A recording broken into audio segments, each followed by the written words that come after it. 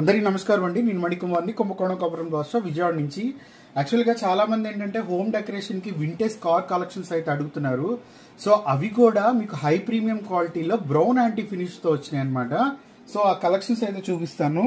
ఇది ట్రాక్టర్, మనకి old model tractor అనమాట.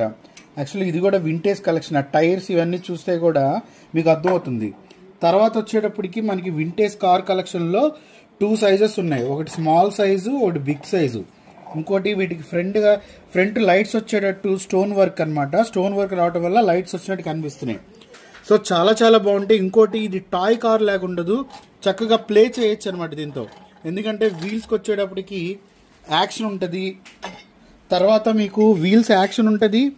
అలాగే ఫ్రంట్ డిజైన్ వచ్చేటప్పటికి మనకి వింటేజ్ కార్ అంటే యాక్చువల్గా ఫ్రంట్ ఇంజన్ చాలా బారుగా వస్తుంది, ఓల్డ్ స్టైల్లో మీరు చూసే ఉంటారు. అలాగే సైడ్ అటు ఇటు హార్న్, తర్వాత లోపల పర్సన్ కూర్చున్నట్టు ఇదంతా కూడా సో న్యాచురల్గా ఉంటాయి అన్నమాట ఈ కలెక్షన్స్ అనేవి మీకు.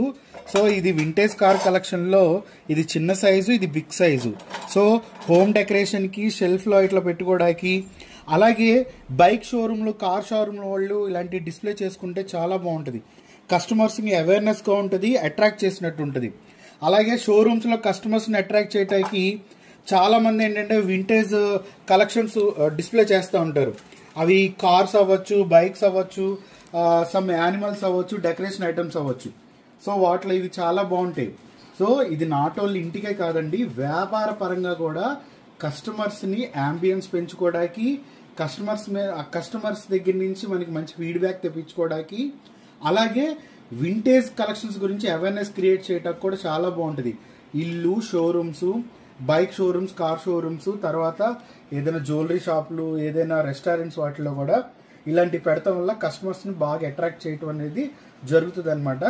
సో ఇదొక కలెక్షన్.